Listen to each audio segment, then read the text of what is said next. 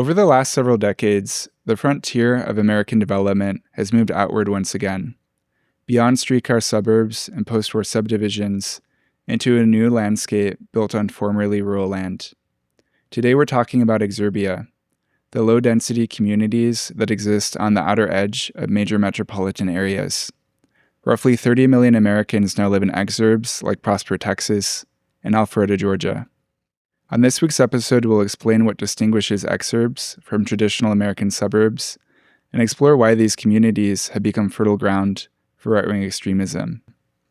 So, Sebastien, have you ever been to any exurbs, to your knowledge? Yeah, I think I have. I have definitely have some family members that live in this kind of like removed cul-de-sac-y world that we would always call like a new development or something like that. Or I don't know, it feels very recession era development. So I don't know. Yeah, it's good to mention the recession era part because we're not planning to talk about McMansions, but those are a bit of an exurban phenomenon. Right. But I've definitely been to exurbs at some point because I have, many branches of my family. One branch is in Illinois in the suburbs, kind of, but they are they're kind of rural in a sense where they like the idea of like gardening and farming, but they don't have actual farms, but they live in places that are kind of like this. I have family in, they say that they're from Detroit or they live in Detroit, but they're actually probably an hour and a half from Detroit. And, it's a very large metro area from how large the city was before. And you would never know that you were anywhere near Detroit if you were at their house. And it is, there's no sidewalks. It's just really far out. It's almost gated community-esque. Yeah. No, and I picture my relatives who I think might live in exurbs. They live in areas that actually are closer to actual farmland. Like I have one, for example, that lives next to a sunflower farm, right, which is really pretty. But that's not as common. It usually is like you're just in a cul-de-sac and then outside of the gates on the other side of the road, there's a farm. Yeah, whenever visiting them, it was always a topic of the well water was always the topic of discussion. And we felt like such city folks coming from Buffalo, which is funny, complaining about the well water instead of just having regular tap water. Yeah. I mean, I'm used to tap water, well water.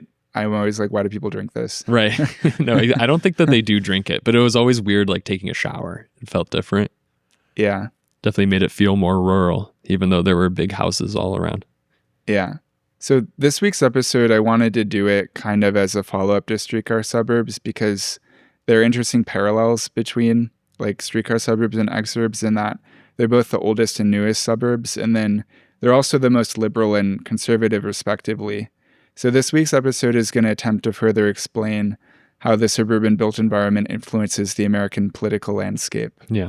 This is, as we're going to talk about in the end, kind of environmental determinism, which is a contentious idea. But I think in this case, you can definitely say that the degree of density in, American suburbs influences how politically right they are.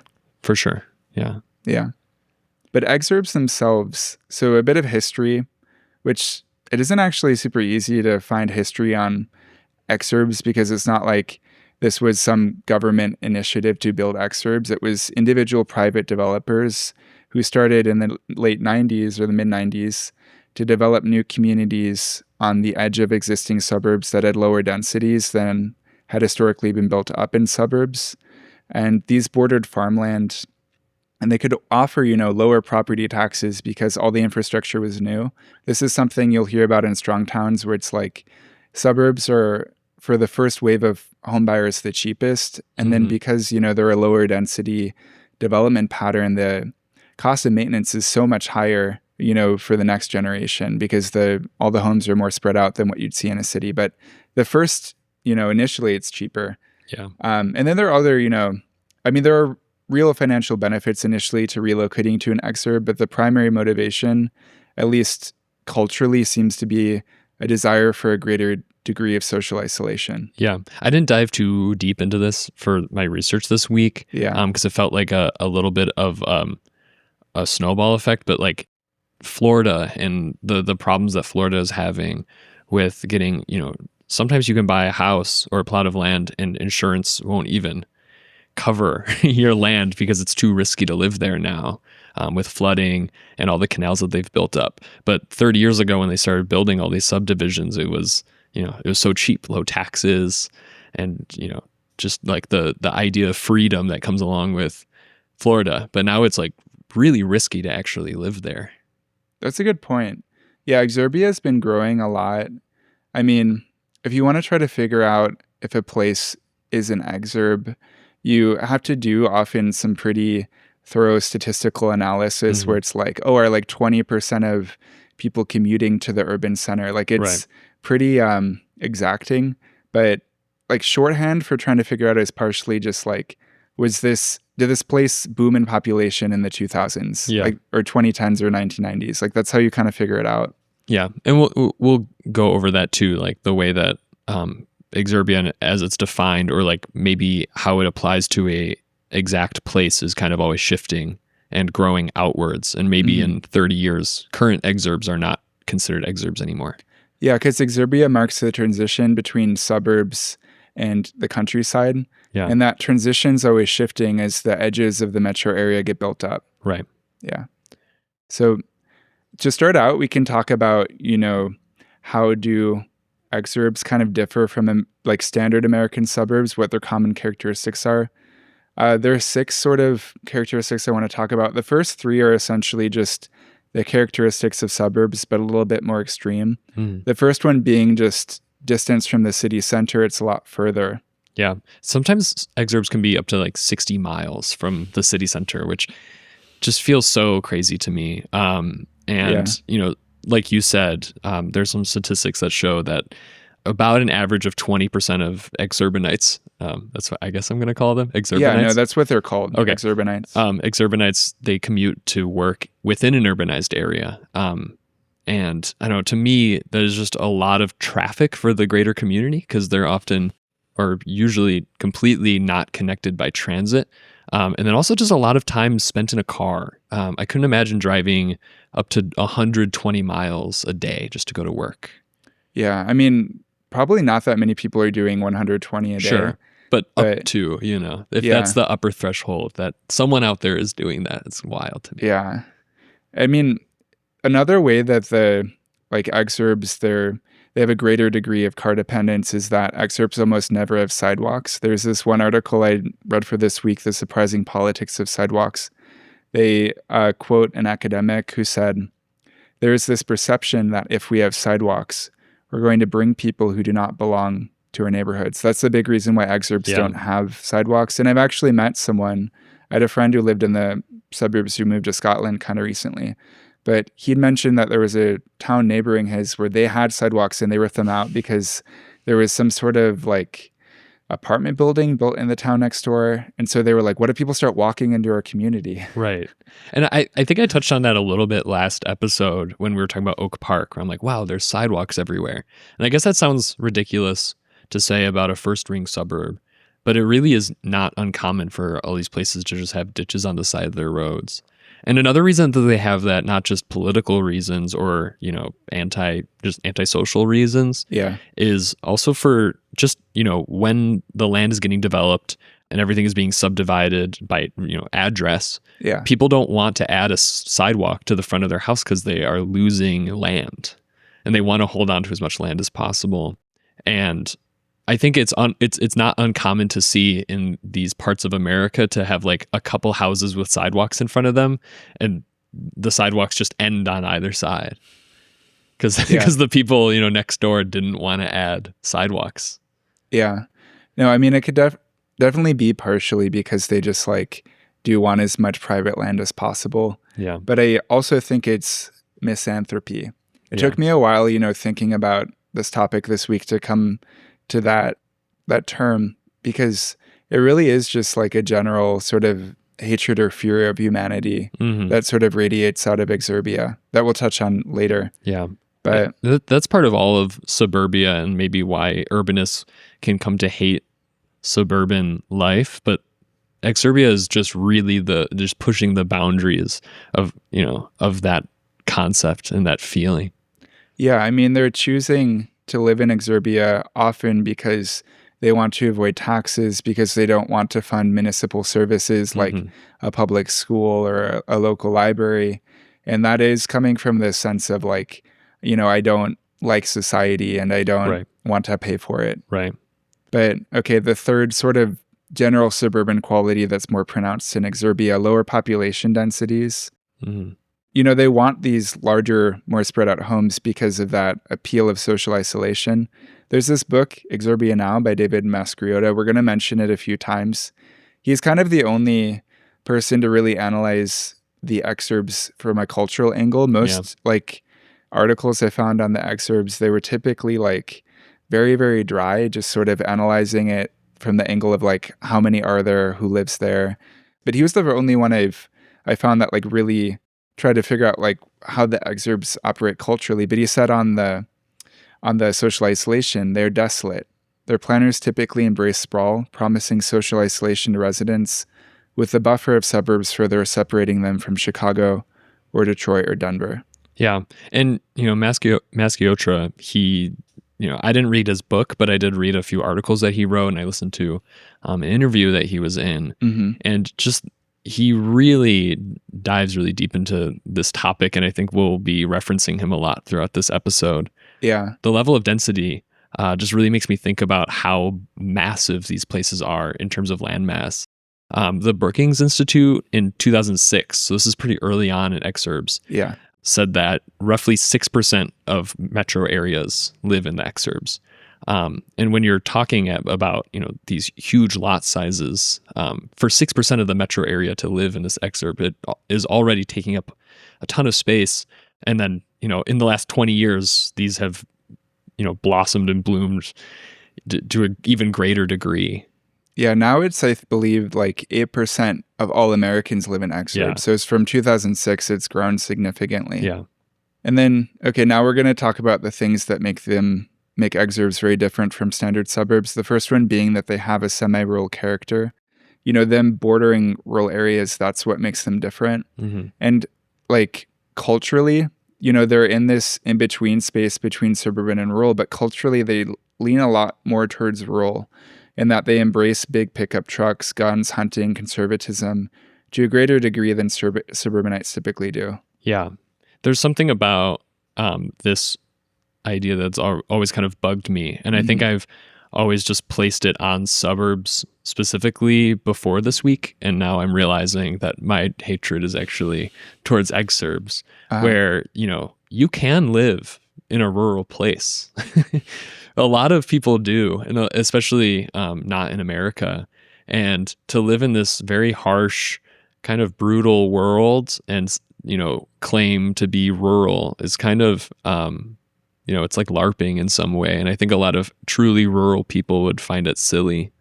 Yeah. Yeah. Like in Exurbia Now, David Masciotra, he mentions that about 40% of all pickup trucks are sold in the exurbs, which doesn't sound like a lot when, you learn that 40% of like pickup trucks are sold in the suburbs, but the suburbs are way, way bigger. Yeah. So a ton of these are getting bought by exurbanites.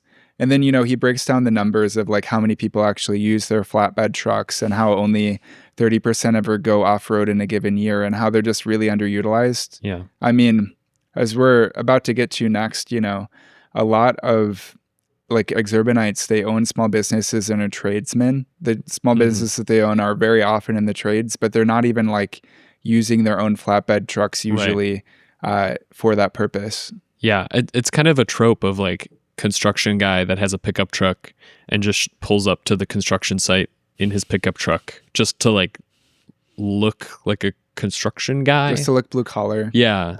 But I mean, the Ford F-150 has been like the best selling car in America for decades now. For a while. Yeah. And for a majority of exurbanites, they are generally driving these trucks. This is pretty wild. Yeah. So, as a result of there being so many small business owners who own, businesses in the trades and that are tradesmen, the exurbs typically have higher than average median household income, And this was the characteristic of exurbs that was the most surprising for me to learn about this week, because I imagine the typical exurban resident as being typically, lower middle class and a bit downwardly mobile, because they often express a lot of class anxiety, particularly through their political orientation. But I realized that was because of a feared downward mobility rather than an actual lived downward mobility. Yeah. Yeah. I mean, I wonder, for how low density it is, I wonder if there's something to be said about this being the most dense part of rural America. And it's almost like how rich people used to live in cities over 100 years ago. Do you see that parallel? Do you see what I mean? I mean, that's one way. It's like this. That's an interesting theory, but my understanding is that exurbs were built and then drew residents primarily from cities and the suburbs. Yeah, the pattern of pulling from the rural areas as much. The pattern of movement is different, but there is something about like the isolation and kind of the like, I don't know, like you were saying with Paris last week, where people wanted to live downtown on the first floor and everything, and now it feels all backwards now. So I wonder if there's like some, I don't know, horseshoe theory almost of that with rural America. Yeah, no, I'd be interested to see some sort of analysis of that. But, the wealth that's in exurbs, it's so prevalent that actually some definitions of exurbs, they include that as part of the definition, like Merriam-Webster. They define exurb as a region or settlement that lies outside a city and usually beyond its suburbs that often is inhabited chiefly by well-to-do families. So yeah, it's true that, exurbs are typically wealthy. Like the Wall Street Journal actually reports that the median household income for exurbs, it's usually about 15 to 20% higher than the median household income across the United States. Yeah, I think it ends up being about $80,000 a year or something like that. Yeah, that $80,000 a year metric is a good one. I, was trying to kind of find evidence to support some of the claims that were made in Exurbia Now. And I found this one article, The Great Reshuffling is Shifting Wealth to the Suburbs, and that's one that David Masciotra, he cites that in his book. But then I actually read it and I was like, wait, this was written in 2021 and it's really more so like a think piece than anything else. They were just theorizing that the pandemic was, it's true that cities were hemorrhaging residents and they're moving to semi-rural areas like the exurbs. Especially wealthy ones. Yeah. But it was way more trend forecasting. It didn't offer concrete proof. So I'm glad that you found that other bit of data. It's kind of hard, right now, because they are only 30 years old or so, maybe a little bit older than that. We have such concrete understanding of suburbs and cities because they've been around for 80 years and thousands of years respectively. So I think that as time goes on, we'll be able to understand them better. And right now we're just kind of in this phase of being able to define really what it is. Yeah. And a lot of exurbs are starting, the very first exurbs, say in 1990, they might have 1,000 people, but today they're at 60,000. Yeah. So it's, many of them are starting to become proper suburbs. So it's hard to study it. But, I already mentioned that a lot of these residents, they're typically, small business owners and hiring tradesmen. Yeah. Tradesmen, they often have this perception of the city that it's almost like a maleficent force that evil radiates out of. Yeah. They just have this worldview that it leads people to want to live as far away from the city as possible while still being able to benefit from being in its economic proximity. Yeah, I mean, right-wing media and, sometimes even moderate media to some degree is largely based on this concept of fear-mongering cities and people and, diversity. And now we're 80 years removed from white flight and, Levittown and full swing urban renewal. But it's, it's been pushed for decades, almost a century, that living amongst other people, with varying incomes and backgrounds is dangerous and un-American when, our American cities were built on that. And that was as American as could be at the time. And now it's the antithesis to our, culture. Yeah. I mean, exurbanites consume a ton of news, as we're going to get to, and that's part of it. I do want to note, too, Marjorie Taylor Greene, she's kind of the platonic ideal of an exurban resident. Because she herself, she was a small business owner prior to getting elected to Congress. She owned a CrossFit gym CrossFit Passion in Alpharetta, Georgia. And that's not like the typical sort of business that exurbanites own, but she fits into this sort of stereotype. Yeah, it's kind of ironic because, as Masciotra points out, exurbs kind of are like a dry well for small business. Mm-hmm. Most commercial corridors are just full of national chains. So generally speaking, these business owners, they end up being, plumbers, construction workers, other things that you can, travel into an urban area and do the work there. They're not usually owning the business within the exurbs. It'd be kind of hard to own a cafe, a small business cafe in the exurbs if it's not like a drive-through chain. Yeah. No, that's exactly how they operate. And that's part of why they don't choose to just live in a truly rural way, because they economically need to be tied to this larger metro area that it's easy to make money in. Exactly. Yeah. Yeah. And on MTG, the final sort of feature of exurbs is that they're really sort of hotbeds of right-wing extremism. Yeah. I was kind of diving deep into this. I was looking at charts and doing some quick math about it. But, since 2000, exurban residents have consistently voted fervently for the GOP, always above 54% and reaching 59% in 2004. And that's over 8 points over the national average for, if you average out the last 24 years of elections. Yeah. America almost never reached over 50% for the GOP, and they were always, considerably higher than 50%. Oh yeah, that's a good point, because they almost never get the popular vote, even when they win. It's very hard to get the popular vote and also still get over 50%. I didn't see very many elections in the last few decades where any candidate made over 50% of the vote. So the fact that they are reaching up to almost 60% voting for one party is pretty wild. Yeah. And, Trump's highest levels of support have been with exurban voters. They're especially into him. Yeah. Yeah. Another sort of result of exurbs being hotbeds of right-wing extremism is send, some of the most right-wing members of Congress to Congress. Like, think of Marjorie Taylor Greene of Georgia, Jim Jordan of Ohio, Lauren Boebert of Colorado. None of them are representing districts that are purely exurban, because like a congressional district represents over 800,000 people now. It's too big of a population to be able to be like purely exurban. But they all have districts that are at least partially exurban. Mm-hmm. And a lot of them live in exurbs themselves. Yeah. And then January 6th, a lot of the protesters, the rioters that were at January 6th, like the media, they did research into their backgrounds after they were like, they were slowly determining who all these people were. And then they kept finding over and over again that they were exurban residents. Yeah.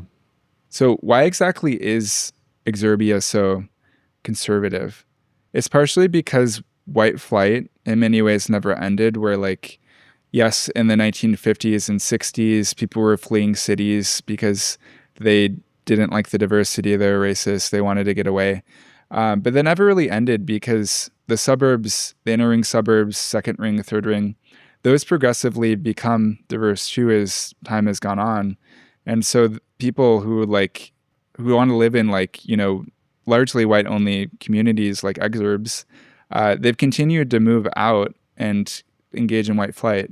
Yeah, I mean, we usually think of cities as being like the single beacons for diversity, but we talked about the diversity that's found in places like streetcar suburbs. So, we know that there's kind of this blurring of the lines already. And, I found that immigrants accounted for almost a third of overall population growth in the suburbs from 2000 to 2009, which, timeline-wise parallels the booming of exurbs. Suburbs have also skyrocketed in poverty since this influx.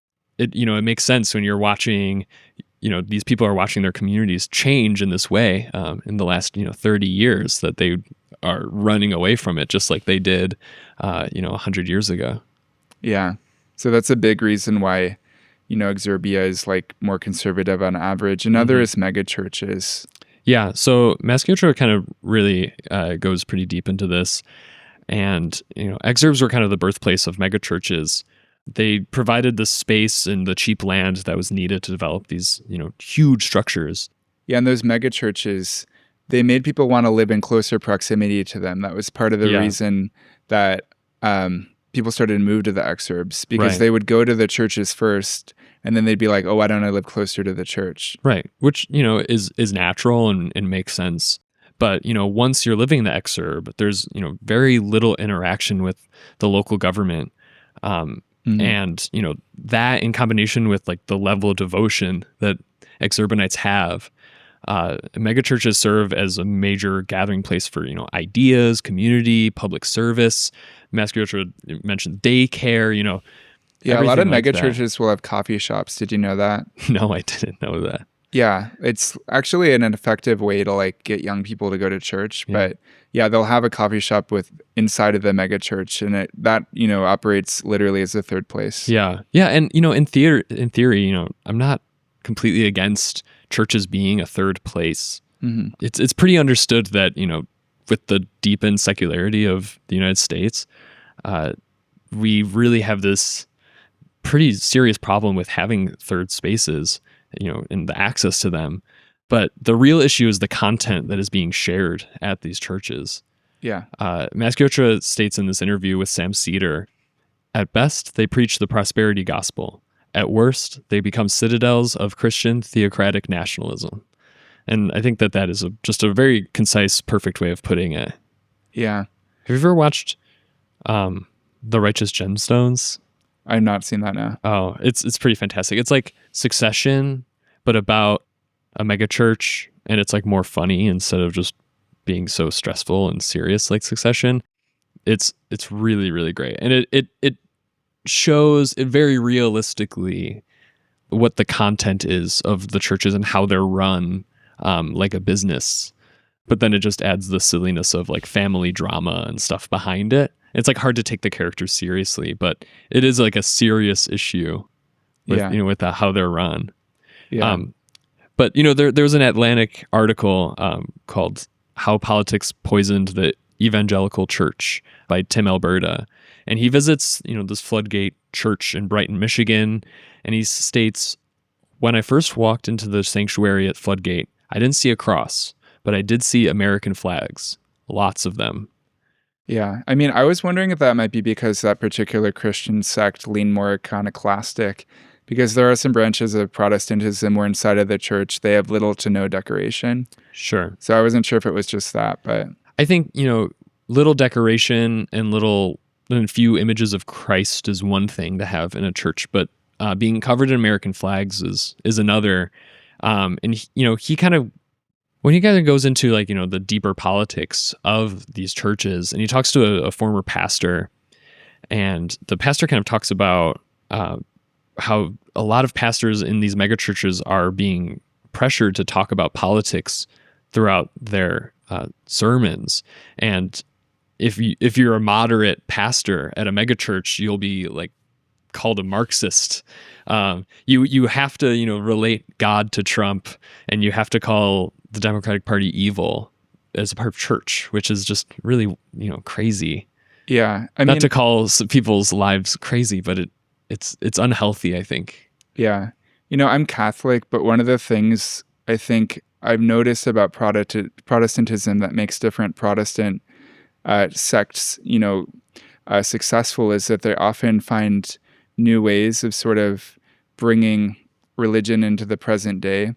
One way they do that often is with talking about the end times and Revelations, because that's really the only portion of the Bible that is supposed to be able to happen in your lifetime, because there's not new books of the Bible being written. Right. Another is like, say, with Mormonism, where like in the Last Testament, Jesus visits the Americas. I don't know if you knew that. Yes. No, I did. Yeah. But tying, national politics to religion is one way to bring religion into the everyday lives of congregants. Right. And I think that's why it's so successful for megachurches to do that. Yeah. Oh, and another part of it is, it's not just religion being brought into church. It's that these neighborhoods often don't have local news. So they're going to the church for news and for the understanding of their world, not just on a religious level, but on that political level. Yeah, national news, and in particular conservative talk radio, is another reason why exurbs lean so conservative. So exurbanites, they have longer commutes on average, giving them more time to consume long-form content like conservative talk radio. And the radio industry, it kind of got deregulated right as Exurbia took off. So, in 1987, the Fairness Doctrine, which mandated that controversial topics, like different political views had to be presented, that went away, no longer got enforced. Same year that Rush Limbaugh became nationally syndicated and then became extremely popular.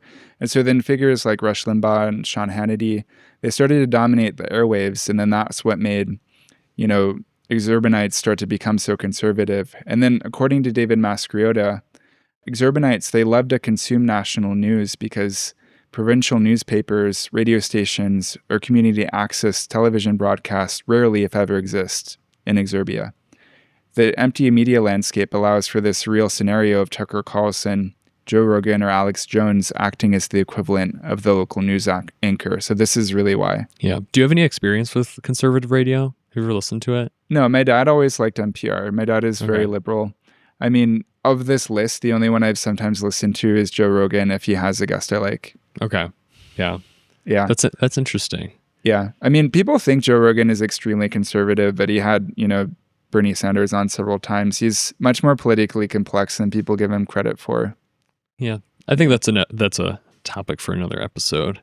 I have family members that are regular conservative radio listeners, and I think I'm a relatively open-minded person, and I love them very much. But every time I'm at their house, I do have to just be like, please turn this off. Not because I don't agree with it, but it's gotten to this point that they're basically just yelling at you scare tactics and things that are meant to make you scared for hours on end.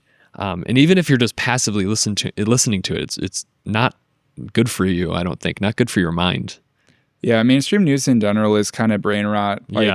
There's this meme I saw a couple of months ago where basically it showed those sort of TikTok videos where the format where it's like someone talking or a clip, and then the other half of the video will be like someone streaming like Minecraft or Fortnite.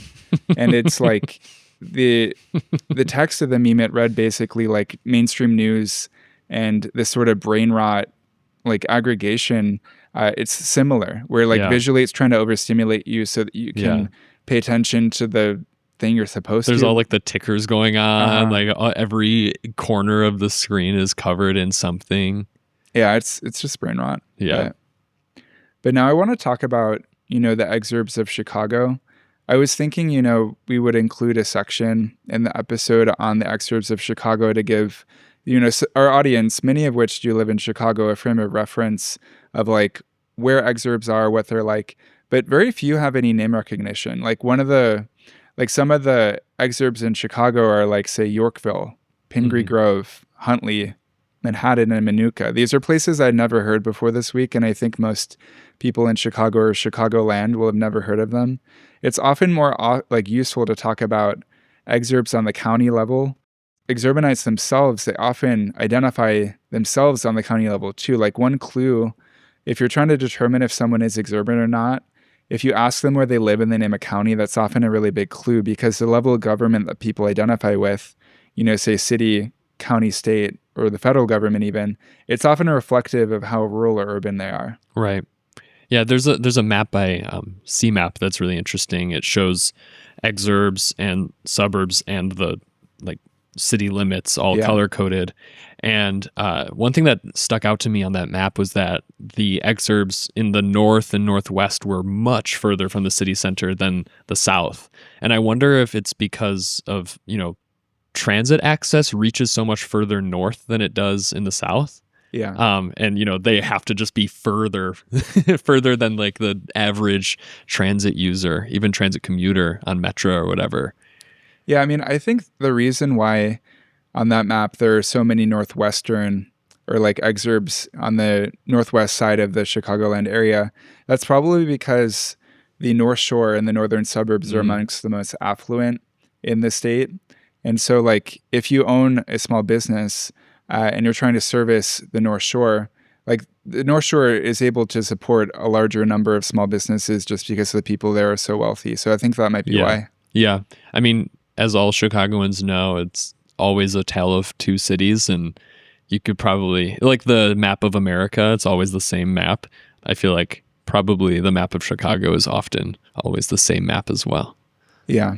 And, you know, on the level of relation to your government and, you know, what level you actually find yourself a part of. I was recently on vacation with some extended family in Florida, and, you know, they live in Florida. And at one point, one of them said, I don't know who my mayor is. And all I know is DeSantis is my governor, and that's all I need to know. And, you know, we disagree on the topic at hand, and that is perfectly fine with me. But it was eye-opening on a culture level. Yeah, and not in a judgmental way. Just it was interesting. I feel like I'm very in tune with my local government, especially in Buffalo. And I'm trying to get, you know, acclimated to that in Chicago. It's kind of crazy here. There's a lot going on, so it's hard to keep up. But I care a lot about local government, and that was just kind of culture shock for me to, you know, not even know who your mayor is or anything. Yeah. I don't know. That's a good anecdote, because the identity of exurbanites, it's often defined by national politics. Yeah. Because they lack strong local and regional identities. Yeah. But also it always really confounds me how many people will say they're into politics and that they consume news every day, but they're only really following presidential elections. Right.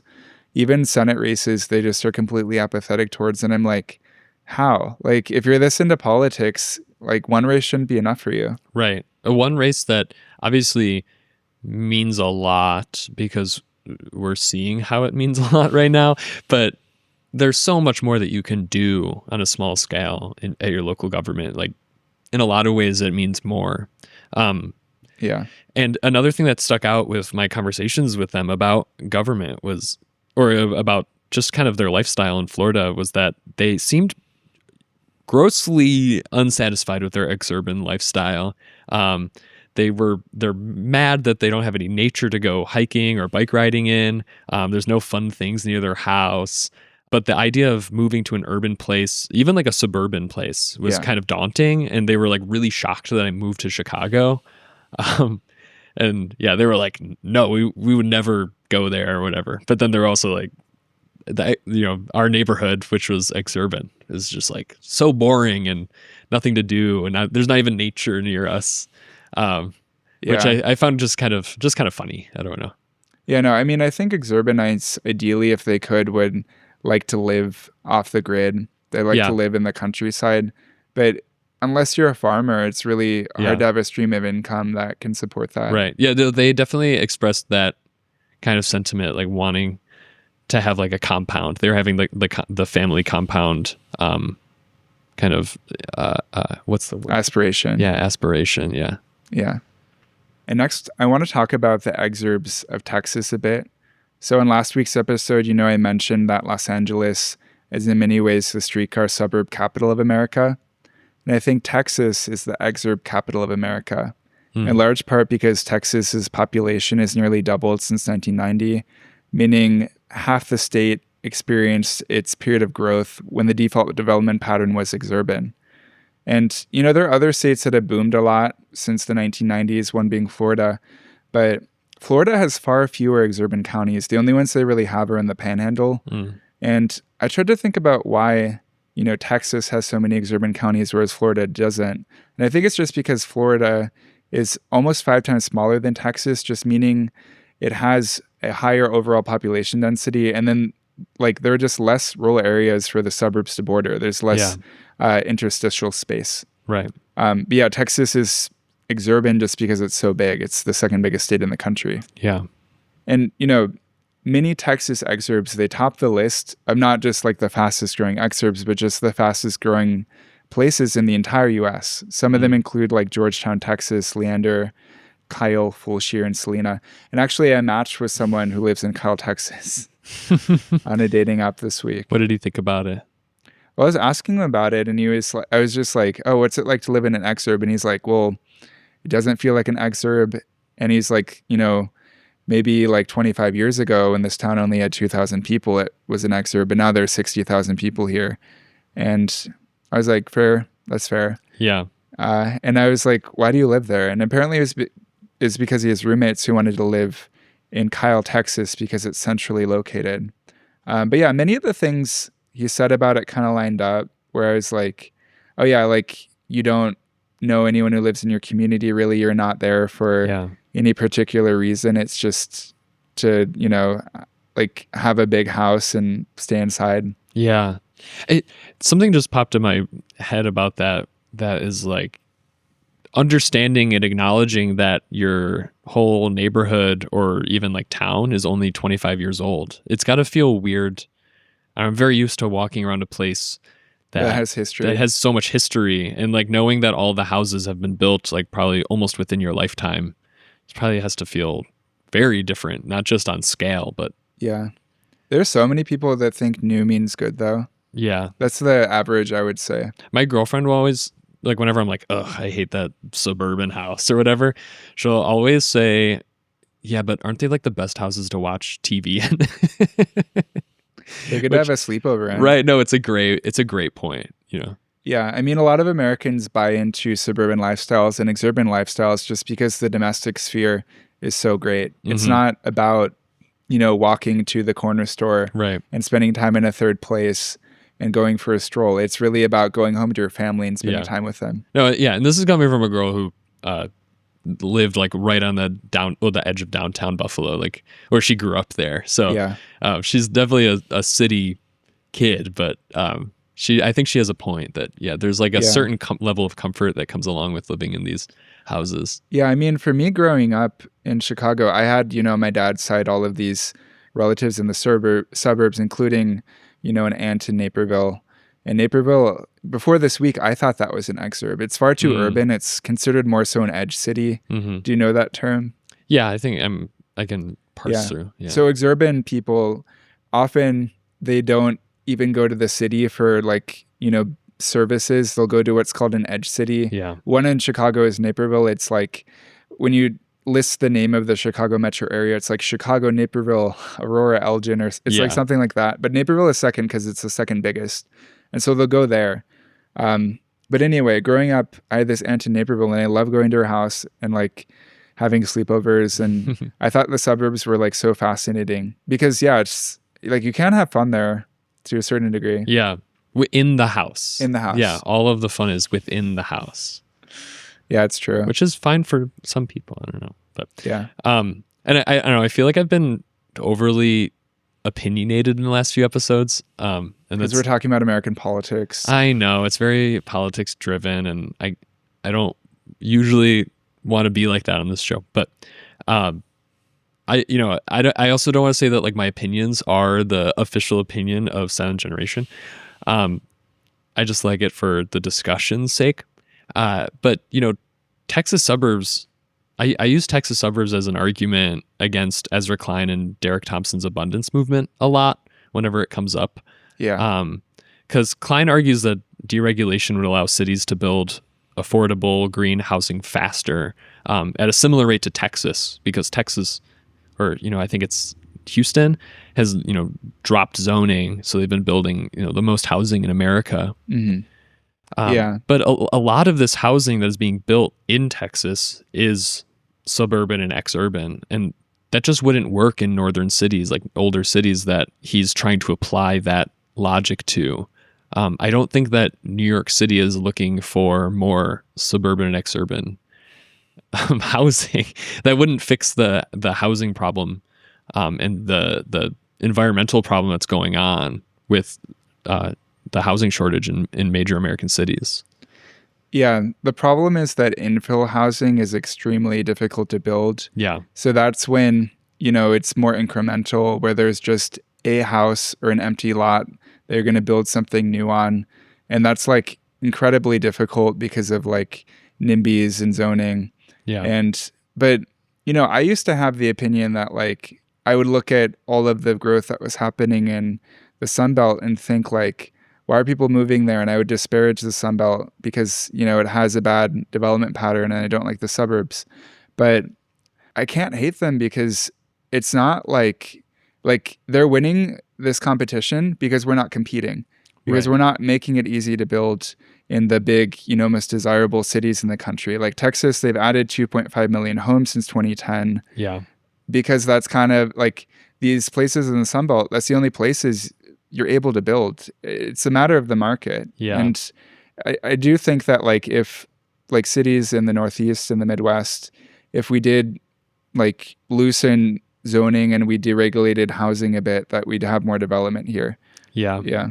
I'm an extremist in some sort of way. That is, I think that you have to tell people what they want rather than looking at just like the market numbers. Because if you look at the market numbers, everyone would drive a Toyota RAV4 and live in a suburban house because that's what everyone wants based on the free market. But I think that when the environment is on the line and lack of funding to city transportation and other infrastructure, like you need to build urban housing.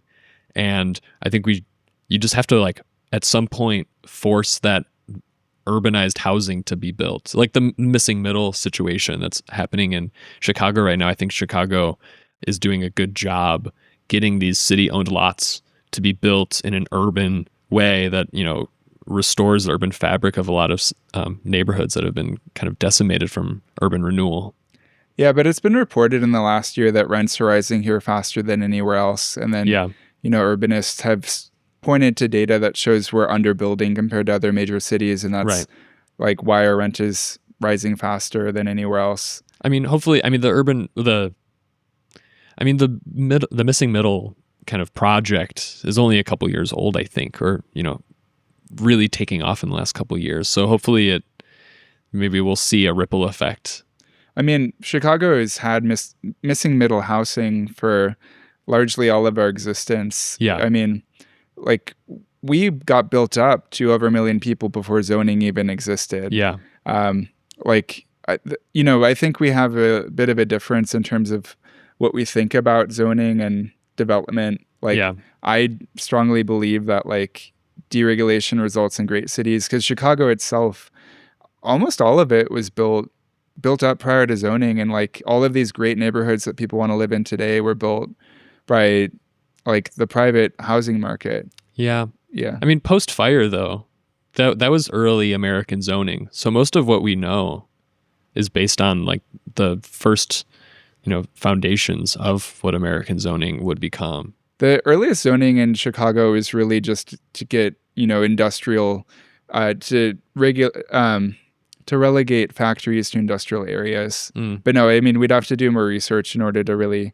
talk about like the origins of zoning, because Chicago actually was part of the early history of it. Yeah, that would be a good episode. Yeah. Okay, but back to exurbs in Texas.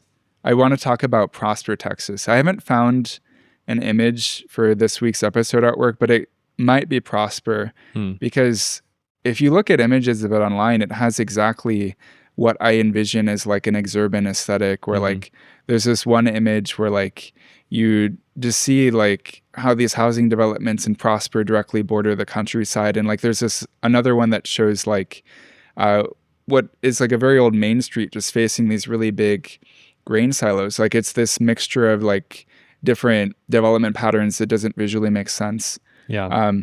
And it partly looks like that because it like grew so quickly. So in 1990, the town only had 1,000 people. And then by 2023, it had 40,000. And then as of 2026, it's over 50,000. So that, puts into perspective how much it's building, how much it's building and booming. Almost exponential. Yeah. Prosper, it was just a railroad town when it was built in 1902.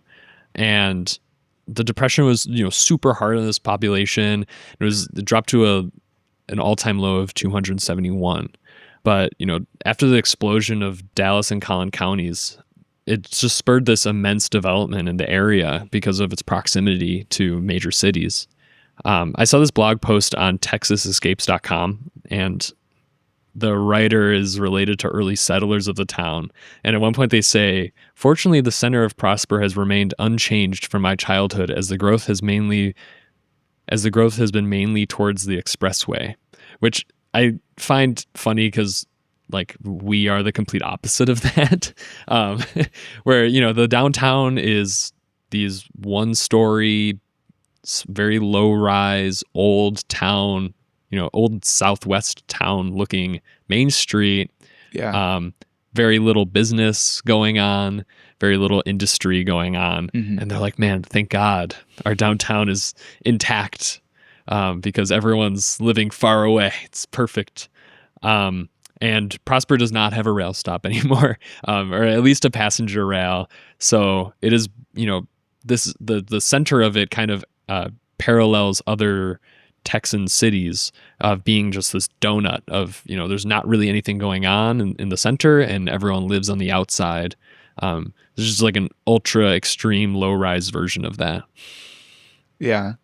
One thing about Prosper that's interesting is that for a town that only had 1,000 people in 1990, there's a really long list of notable people that have lived there.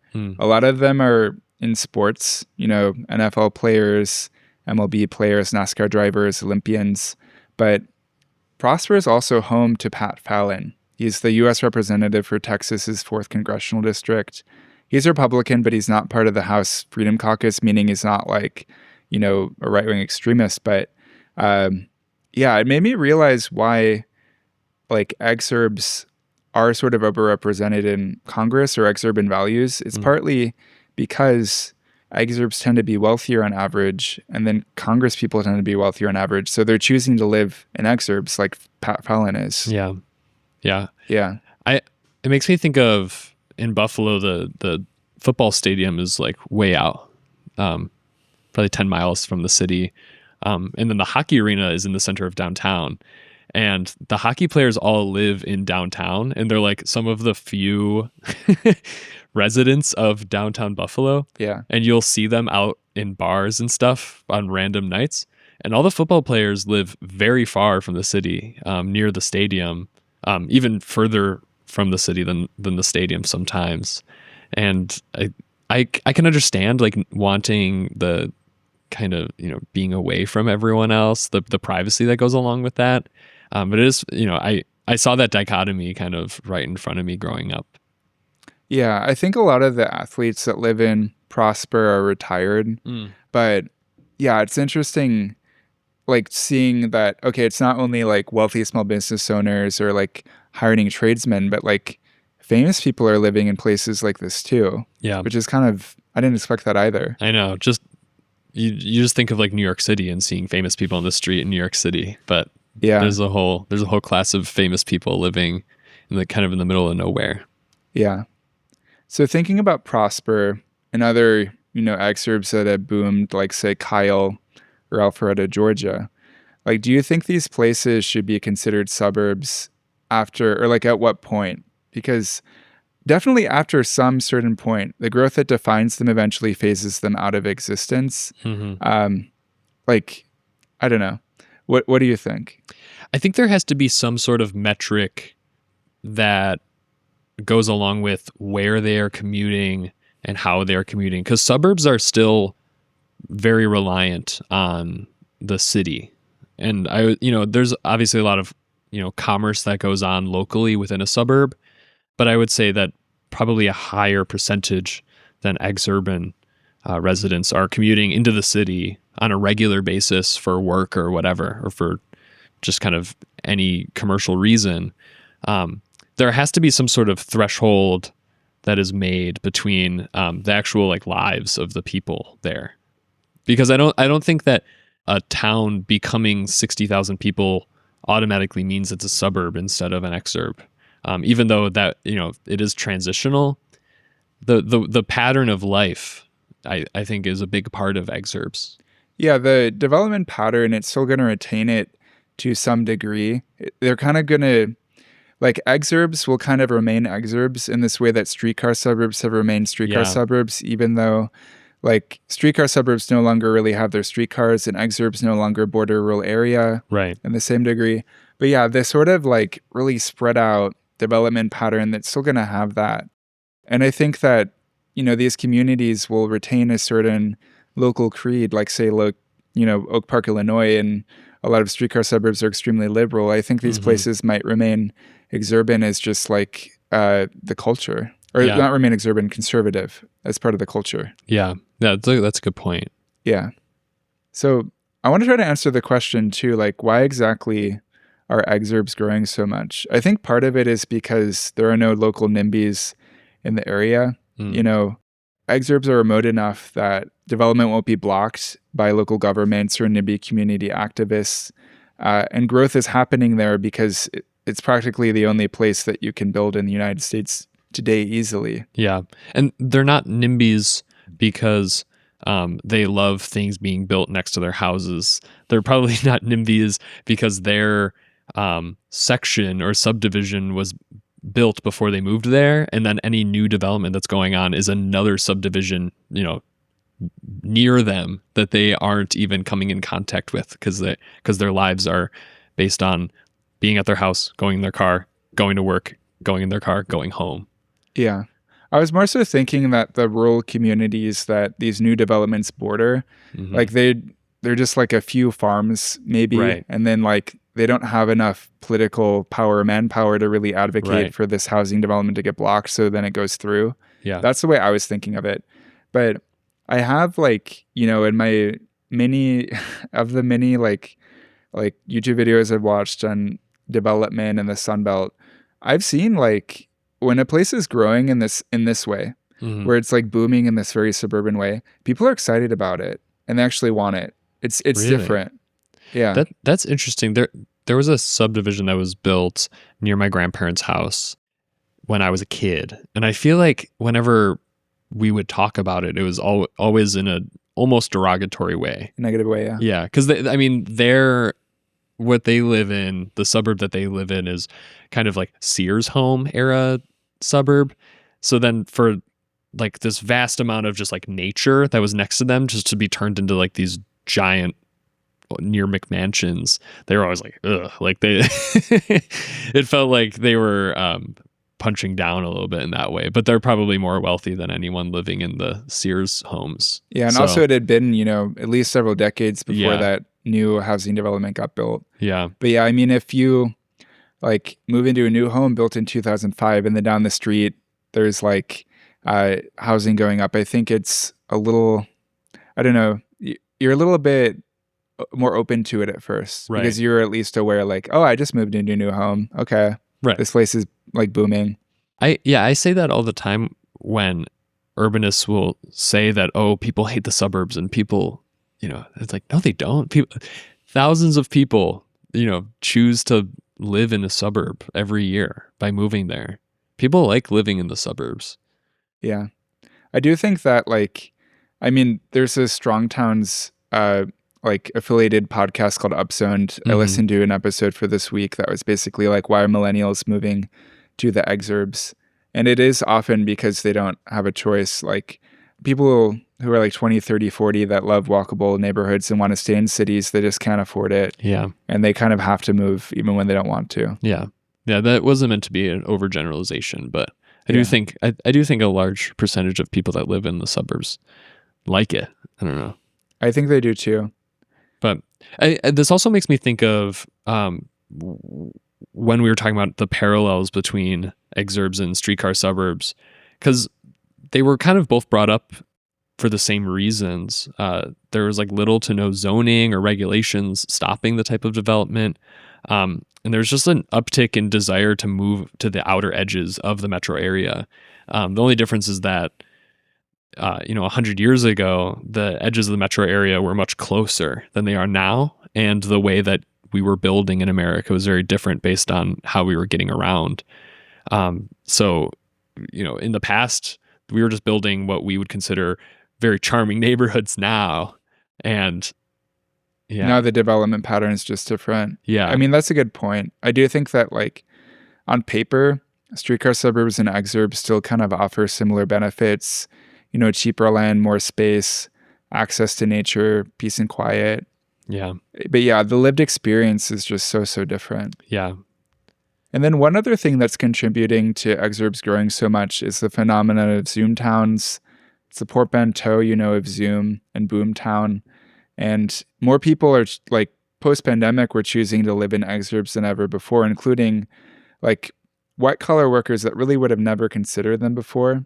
Like when they were doing remote work, they started to move in, say, the exurbs of Idaho because they just were like, why not? And some of them are still choosing to do that. So that kind of slightly shifted the makeup of exurbs. Yeah, that's when my family that moved to Florida was during COVID. Where did they move from? From the Buffalo area. Oh, okay. Yeah. Yeah. I don't know how much of a phenomenon you can say Zoom towns are still, but I mean, some people are going to stay there for the rest of their lives. Like your relatives will probably stay there, right? Yeah. For foreseeable future, at least. I think that maybe, people aren't moving for the same reasons, or, it's not as just like COVID is happening right now, but a lot of jobs are becoming remote to this day, or remaining remote or partially remote. So I definitely think that there will be a long lasting effect that will never kind of be reversed. It'll maybe peter out a little bit, but I think that there will always be a percentage of people that move to the exurbs because of remote work. Why not live in somewhere that's cheaper and kind of more cozy if you're just going to work on the computer anyways? It's easier to have a home office in a giant McMansion than it is to be, in your small studio apartment. Yeah. No, I think that'll continue to be a thing. And it's probably why exurbs are still growing as much as they are. And, a little bit related to the idea of Zoom towns is the idea of boom burb. So I just want to bring this up as a bit of an anecdote, but for a very long time, like literally years, I've been searching for a term to describe how there are big cities in the US that I wouldn't really call big cities, even though I'm really supposed to, like say Phoenix, Nashville, and Austin. And I came across this term this week, boom burb. And the Wikipedia definition, for example, it describes them as a large, rapidly growing city that remains essentially suburban in character, even as it reaches populations more typical of urban core cities. And that phrase, that it like remains essentially suburban in character, that's exactly what I've been searching for. And that's a little bit of a misinterpretation. Like the booming element of boom burbs is way more important according to like more standard definitions. But I was so glad to find this because I've literally been looking for years. Yeah, I think I've been subconsciously looking for years also. So I'm glad you came across this because I don't know. I think I've been kind of critical of LA in the past on this show. But I would like to officially, walk back kind of maybe my extreme thoughts on LA before, or maybe I've just said it at social gatherings or something. Yeah. I still think that like Chicago is the second city in America over LA because of its built environment, but LA is nowhere near Phoenix or Houston on this metric. Like it is not a boomburg. Not at all. I mean, it had been a while since I looked up their population density, but it's 8,000 people per square mile. That is like so high by American standards. And I forgot it was that high. That's like Chicago, for comparison, is 12,000 people per square mile. Yeah. I mean, I've been to LA like 3 times in the last 4 years. Upon going back for the first time in a while, that first time I was like, this is way better than I imagined. Like, this is not that bad. Yeah. I've never been to LA. I would like to go at some point because just for visiting a major city reasons. Yeah. No, I would say Los Angeles is a proper big city. I wouldn't call it a boom burb. Yeah. But yeah. It's just different. It's just very different than like the northern or northeastern cities, I guess. That's what I'm used to. Mm-hmm. And then to conclude, in the beginning, I kind of mentioned this idea of environmental determinism. Do you know about that and like where it comes from? Yeah, I know about it in kind of like an American Republic sense, and like what it did in like the formation of our country. Yeah. But yeah, it's a theory that, Baron de Montesquieu came up with it. He was kind of just saying that like politics is downstream of geography. His initial ideas were pretty whack. Those are not like, people are not really saying that like his particular ideas of how like geography influences politics were right. But I think, hopefully after hearing us talk about exurbs and then streetcar suburbs last week, that people do have an understanding of how the American political landscape is shaped by the built environment, because America leans conservative in large part because the nation is largely suburban, and exurbs are hotbeds of right-wing extremism because they're the most car-oriented. But it's worth noting that suburbs are not conservative by default. They can lean liberal if they're not planned around the car like streetcar suburbs. Yeah.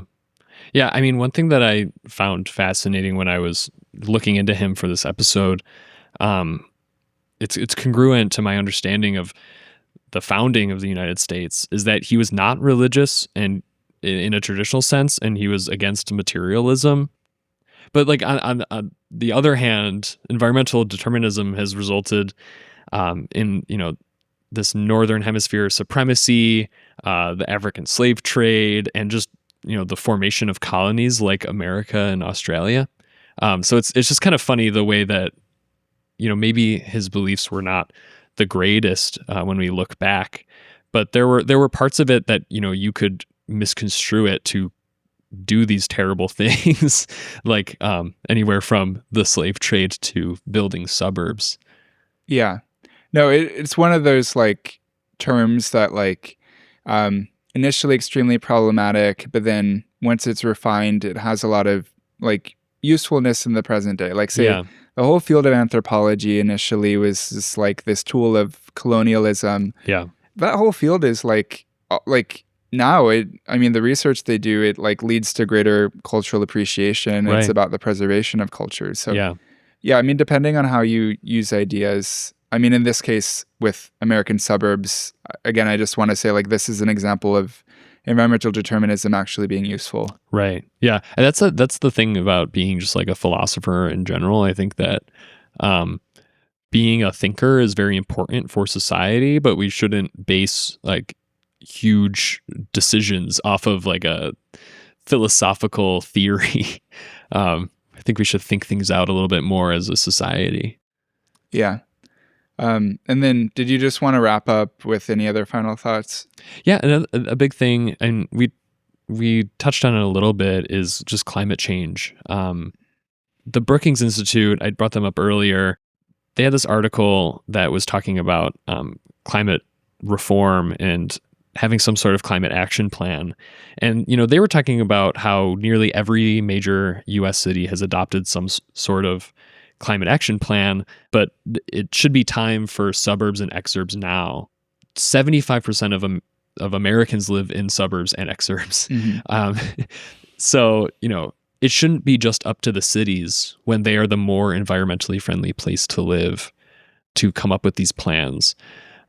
So yeah, I just think it's disproportionate and it's unfair in a large way that all the pressure is put on cities when a massive amount of people live outside the city and create a greater direct impact on the environment. Yeah, I mean, that's one of the worst injustices of car-oriented development. It's that car traffic gets exported from the places that are the most car-dependent to the places that are most car-free. Yeah. Yeah. And, you know, all of those like exurban communities are largely cul-de-sacs. They probably only have one, you know, entry and exit into the community. Right. And like, yeah, they're just exporting their car problems everywhere else. Right. I'm not a firm believer that the climate change situation is up to individuals. But when there was a map that they used that showed that in New York City, the exurban footprints can reach up to like twice as much as urban households. But you know, the map actually stopped at about twice, so it could be 4 times for all you know. It was just very dark blue. So you know, we know that there is just a massive difference in how these households are affecting the climate, and it's up to the communities to do something about that.